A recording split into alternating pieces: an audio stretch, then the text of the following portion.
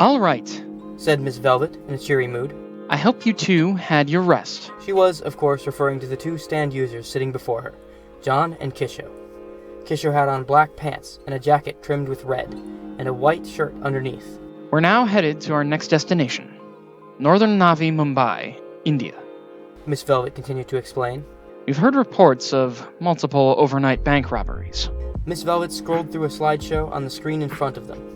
The pictures appeared to be showing the inside of a vault. Each vault floor was torn open, despite being made of concrete. The most recent robbery produced some new evidence in the form of a security video. She showed a short clip, which, while moving at a very low frame rate, clearly showed the vault floor being torn open, and a man popping out from the ground. Miss Velvet paused the video. Here you see our perpetrator, a middle-aged man who appears to be able to dig through solid concrete. This is why we're called here. It's clear that this man is using a stand of some sort, and we know that it allows him to dig through just about anything. Beyond that, his abilities are unknown. Be careful out there.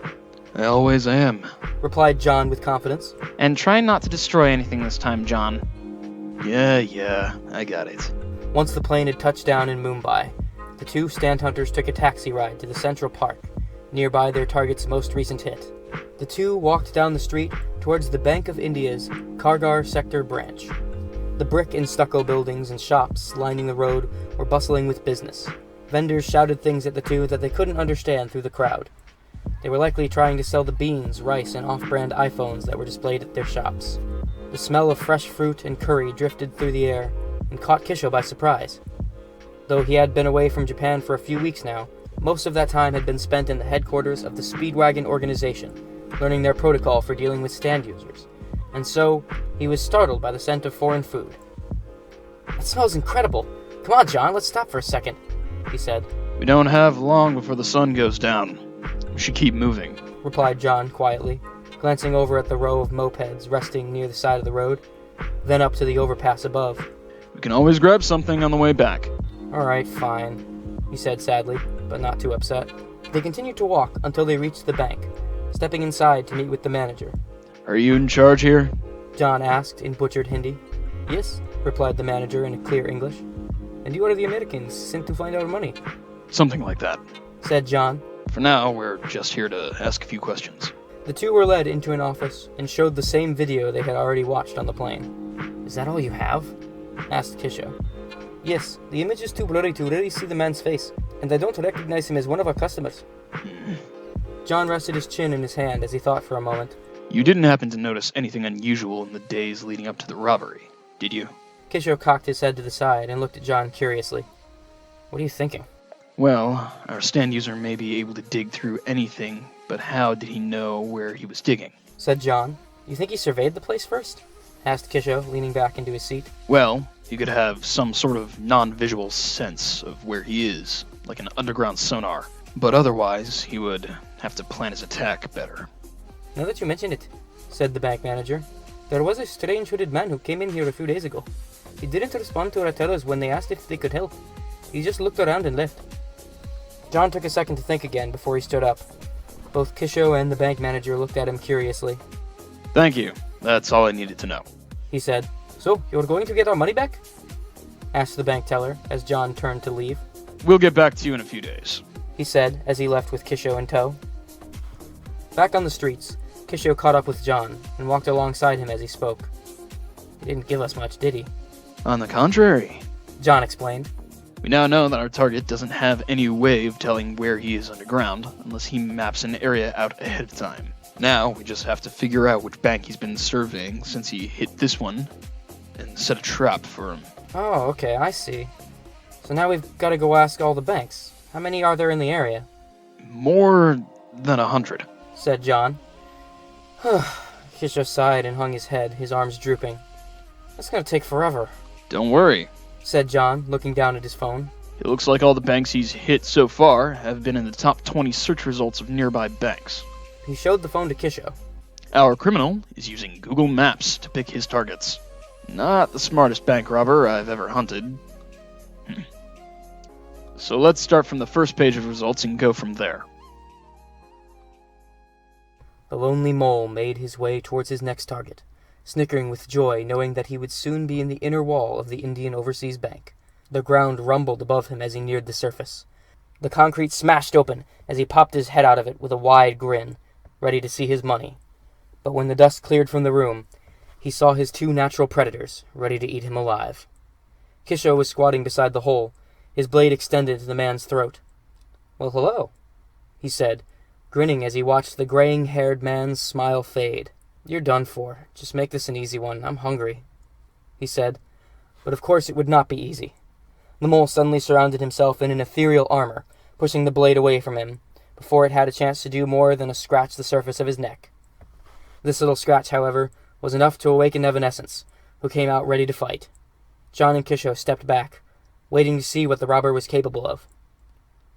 "Be careful, Kisho," warned Evanescence. "It looks like he surrounded himself in some sort of armor." "Got it," Kisho said, focusing on his prey. The mole man tried to hide back in his burrow, but the wolf was too fast for him. Evanescence pulled the man out of the ground and flung him through the open bank vault door where John was waiting. "You were right, John. Evanescence was able to sense where he was underground. How'd you know that would work?" John walked over to the pitiful man that now laid out before him. That's an easy one. I used Deep Purple to enhance your stand's hearing and sense of smell, so that I was able to smell through the concrete. As the two closed in on their prey, they forgot the most important rule about stand hunting. Overconfidence is a dangerous trait to have. As they approached the man, his stand surrounded his body in the shape of a giant mole. This mole-shaped suit of armor was his stand. "You both shouldn't have gotten in my way," the man said in Hindi. "Now you both will die." Kisho asked, "What was he saying?" John shrugged. I don't know. I don't speak Hindi. Through this little distraction, the mole man took the opportunity to strike at Evanescence with the mole claws. Immediately, and with little difficulty, the stand began to burrow into the white wolf's abdomen, tearing open her stomach. Kisho kicked him aside, sending the spinning drill stand sliding off to the side, but it didn't seem to hurt the stand user at all. Without delay, he saw his opening and tried to make his escape. He burrowed back into the ground and out the door. John looked at the new hole he'd made, then back to Kisho and the wounded wolf. "Go, I've got this," said Kisho. John turned back to the vault entrance, blasting his way out. He followed the vibrations he could feel in the floor until, outside, he watched the lone digger pop up out of the ground. He glanced back at John, then fled. John chased him down the busy streets and through a marketplace crowded with people. John pushed through them slowly, keeping an eye on the mole. Looking back, the mole was startled at how close John had gotten. Screams rang out as he started to cut through the crowd. John gritted his teeth in anger as he pushed through faster, knocking down a fruit stand as he ran.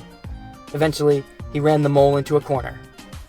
With a quick leap, the rogue stand user climbed up onto the tin roof of a low building beside him. John did the same and was right behind.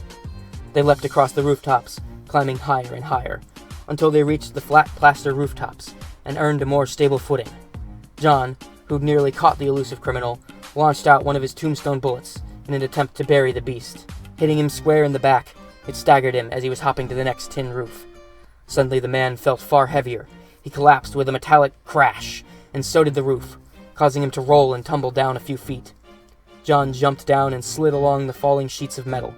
Gotcha, he said, landing right beside the fallen mole. The prey stood up, now fuming with rage. He was done running. He tore towards John, spinning again like a drill. John dove out of the way, but the mole immediately dug underground, and then back up under him. The rubble bursting from the ground launched him away, rocks hitting him in the face, but he didn't get hit directly. The mole went straight underground again. John knew he had to move. He ran away from the spot he'd been standing, thinking the mole would pop up there. Again, the mole ripped its way up through the ground beneath him, sending him flying unexpectedly. Ah, shit! He exclaimed, flying backwards. The villain laughed. You thought I couldn't sense your movements. In case you haven't figured it out, I can.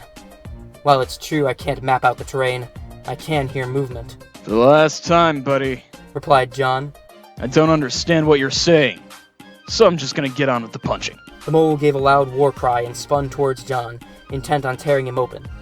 The attack was sudden, and John didn't move. Just as the claws were close to meeting John's throat, out of nowhere came Kisho. The shining blade of his stand stood between the mole and John. Its indestructible steel stopped the monster dead in his tracks. His grinding, spinning attack came to a grinding halt. and he jumped back to avoid being hurt, the ringing of metal in his ears.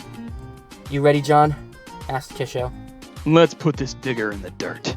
As expected, the lone digger charged forward. Kisho jumped up, soaring over the attack, making its target John. "You can't damage me! My stand is invincible!" he shouted, even though neither man could understand him. John stood there, unmoving, as he said, So confident in your abilities, are you? Well, you just got in range of my stand. Short, isn't it? As he said it, Evanescence grabbed the attacker by the back of the neck and threw him across the alley. But how about I show you what happens when I change my range? "What? It's impossible," the man said. Kisho said, "I'm going to assume you just said what? That's impossible, huh?" John's range extended from 2 meters to 10 meters, just enough to reach the lone digger. Deep purple floated right beside John, as what looked like a radar dish appeared around his stand's wrist. He aimed it at the man in the mole armor. Okay, John, just tell me when to fire. Deep Purple said. John explained, Normally at this distance, the amount I would need to focus on you to do what I need to do in the span of a second, sustain it, would require me to stand still. But that is no vice, because I have a friend of mine here. "Yo." The man looked like he was getting heavier. What is this?"